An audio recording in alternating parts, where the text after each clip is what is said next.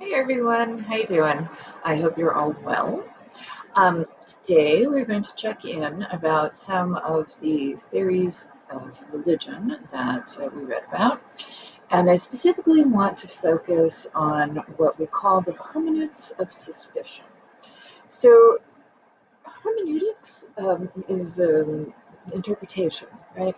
So remember, Hermes is the god of the crossroads. So when you're at the crossroads, you have to make a choice.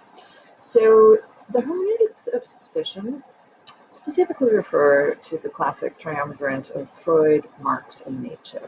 However, there are lots of contemporary hermeneutics of suspicion, as we'll see with the sort of Darwinian atheists, that kind of thing. Anyway, so these three guys, Freud, Marx, and Nietzsche, believe that the material world is what what really is, right? And that theories of having a god are somehow somewhere between faking yourself out and actually harming yourself. All right, so let's take them in historical order. So let's begin with Marx. Things we need to know about Marx. All right, so Marx was living during the Industrial Revolution, and people's lives just sucked. I mean, there's just, if you worked in a factory, your life sucked. There weren't any regulations about how many hours a day you could work, how old you had to be to work. There were no safety regulations. And you didn't get paid by the hour, you got paid by the piece. So let's say that we all, we work in a factory and we make blue shirts. Just the same blue shirt every damn day. Now I make the collars.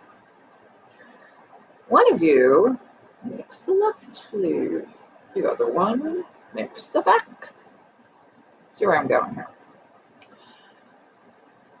Well, let's say that I get paid by the collar. So I need to figure out how many collars I have to make a day in order to have enough money to live on.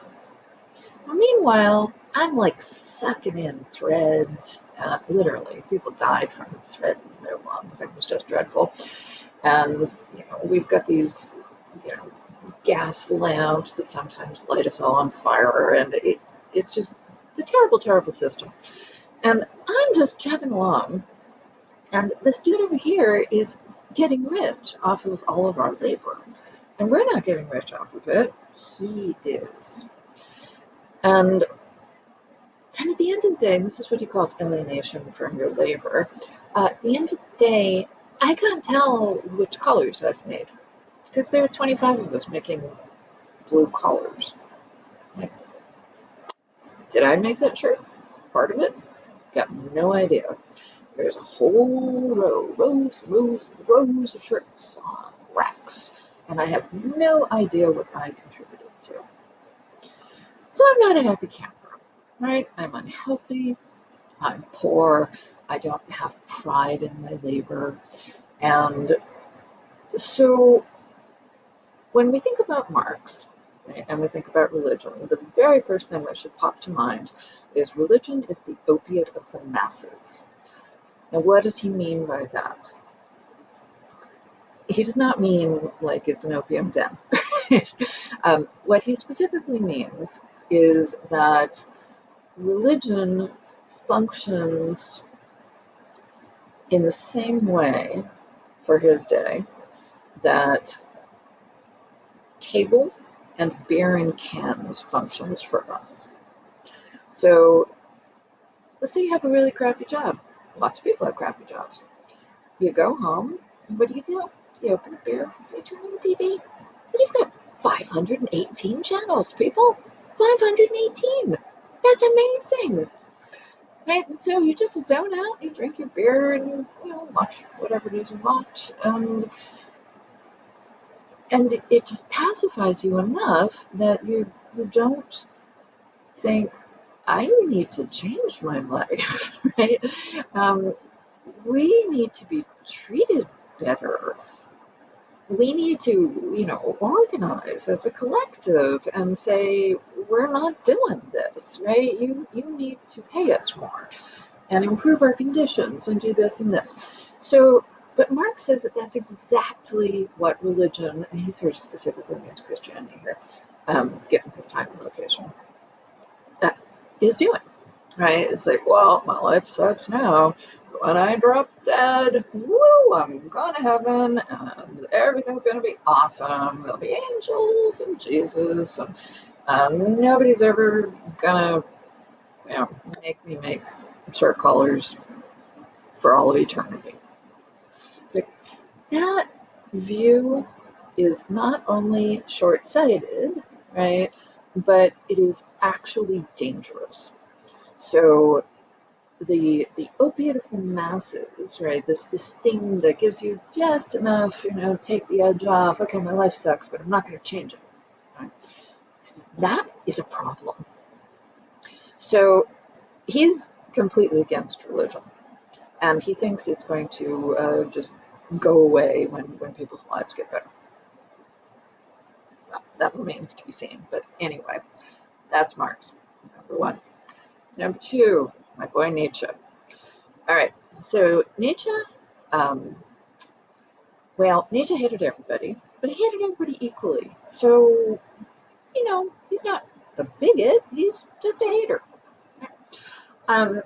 Right, so Nietzsche, in a very sort of similar situation, when we're thinking about Nietzsche, the first thing that should pop to mind is God is dead.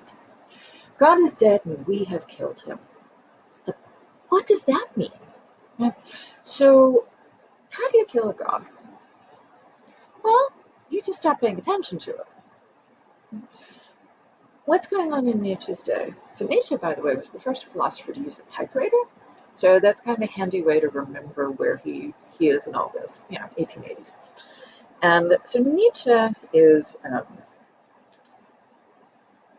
he's in the middle of the Industrial Revolution, the Medical Revolution, right? And secularization. Right? So post-Darwin, lots of people are like, wait, we didn't come from Adam and Eve? I used to be a monkey? Well, okay then. And then, of course, other people flipped out at this prospect. I mean, I personally never met a monkey I didn't like, but anyway. All right, so Nietzsche's like, God is dead. So what is taking the place, right? God is dead and we have killed him. So we have killed him in a number of ways, right? We have science, right? So rather than going, oh, I have gangrene, I'm going to go pray. It's like, oh, I have gangrene, I'm going to go to a doctor, right? We have, it's the sort of heyday of colonialism. So they're like Europeans running all around the world, meeting people who don't look like them, and people who don't talk like them, and people who don't think like them. And most of them are like, oh, poor little people. But, a couple are like, huh, that's kind of interesting. I guess there are different ways of being in the world. What do you know? Yeah. And then we just have increasing secularization. It's like, well, religion's not really doing it for me. So God is dead and we have killed him.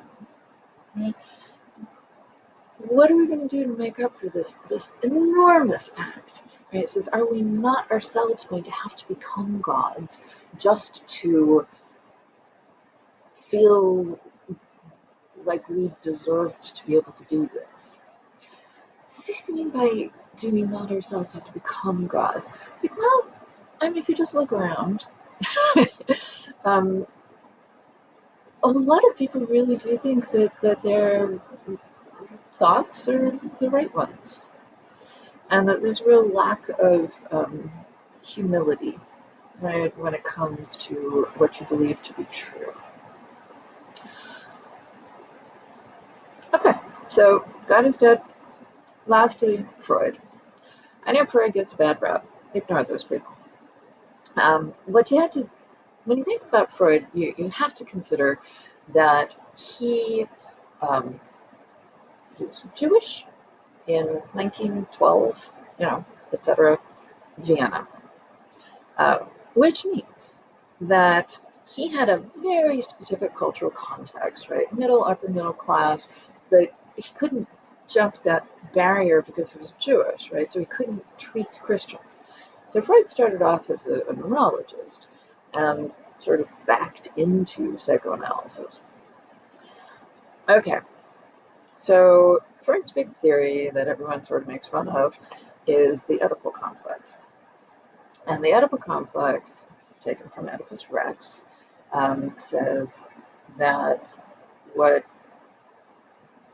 little boys want is to kill their daddies and marry their mommies. And people ridicule this. I understand, why you might ridicule that. However, have you ever met a 4-year-old? Really? You think that's crazy? It's like, mommy's my first girlfriend, and my second girlfriend, and my third girlfriend, but you can be my fourth. Thanks, kid. Alrighty. Okay, so, but think about that in the context of 1912 Vienna. Right, so dad's gone all day. You have no idea what he does. None whatsoever. And this would have been the era of, oh, you did something wrong, Johnny, wait till your father gets home, right? So dad would be the punisher. And mom spends all day, cleaning the house and taking care of you. And she leads this very unglamorous life. And then it's, 5 o'clock, and all of a sudden, everybody is perfect. Right, so mom goes and scrubs up, she puts on a nice dress, she scrubs you, and, the children literally would line up by the door for inspection, right? And so there's mom somehow unfathomably wearing a lovely skirt and holding a martini on a tray. So who do you want to be in this position? You want to be dad. Yes? Of course you do. And do you want a mom just like this one? Of course you do, right? So everything is clean and pretty, and there's, a lovely brisket in the oven, and, have a glass of sherry or whatever. You sit down, dear. I'll take care of everything. I want a wife like that. Huh? Okay, so Freud, not a fan of religion either. He doesn't say that it's a big fat lie, but he thinks it's a big fat lie, and he sort of says that later. But he calls it an illusion. And he says an illusion is possible, but unlikely. So, little girls want to marry a prince. Did Meghan Markle do that? She did. Then she saved his butt, but whatever. Story for another day. So lots and lots and lots of little girls want to marry a prince. How many of them are going to do it? Not that many. There's not that many princes running around anymore, and your odds are not good whatsoever. Plus, it's a crappy job, princess. Don't ever want to be a princess. It's a terrible job. Okay. Anyway, so he doesn't quite say that it's just a raft of BS, but he totally thinks it's a raft of BS. It's just what God is, right? Is when you're a little kid, whoa, it's a big world, and I need someone to take care of me. I need someone to feed me. I need someone to put clothes on me, put a roof over my head. And somehow, your daddy figure makes you feel safe, right? But daddy also can punish, right? So daddy can giveth and daddy taketh away. So when you get older, you're like, it's still scary, right? A tree could drop on my head at any moment. What a ridiculous way to die, but it's completely true. So you still need that sense of security, but rather than your daddy, you project a daddy in the sky, and he takes care of you, and he can whip your butt if you're bad, and it makes you feel safe, right? That you have this projected daddy, even as you're older. Okay, so those are our good friends, Freud, Marx, and Nietzsche. Enjoy the reading. It's delicious. And I will see you all shortly. All right, ciao.